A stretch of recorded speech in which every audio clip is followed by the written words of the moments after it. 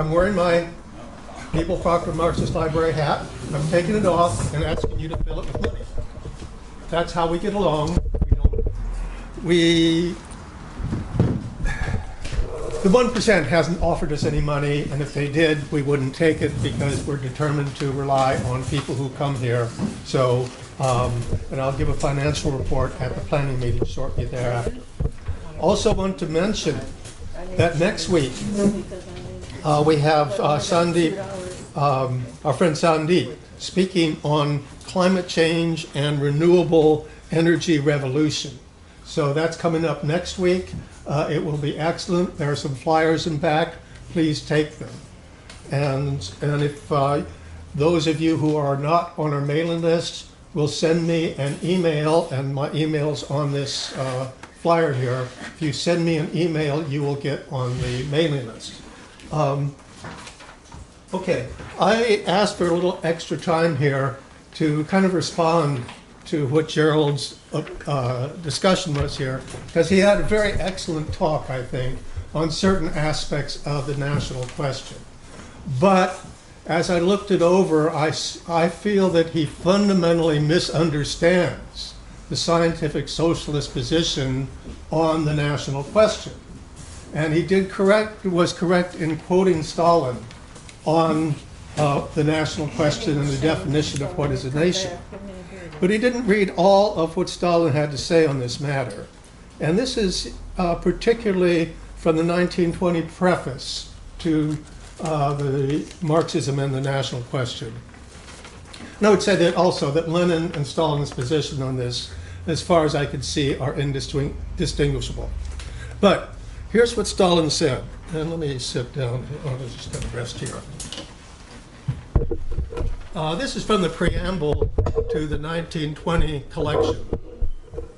It may seem strange that the article categorically rejects the demand for succession of the border regions from Soviet Russia as being counter-revolutionary move. But there is really nothing strange in that. We are for the succession of India, Arabia, Egypt, Morocco, and other colonies from the imperialist powers, because succession in this case would mean the liberation of those oppressed nations from imperialism, a weakening of the positions of imperialism, and a strengthening of the positions of the revolution. We are against the succession of the border regions from Russia, Soviet Russia, because succession in this case would mean imperialist bondage for the border regions, a weakening of the revolutionary might of revolutionary Russia, and a strengthening of the positions of imperialism. Obviously, succession is a question which must be decided in conformity with the specific international conditions and with the interests of the revolution. So this is a crucial position of scientific socialism on the national question, that if we want to say, yes, these people have the right to succeed, that may be the case, but we have to say that doesn't mean they should succeed.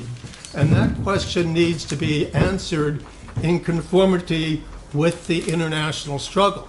And bringing that on to China, we see now that China is a socialist country, and it's being attacked by an imperialist country, United States, and all these other things that are going on here.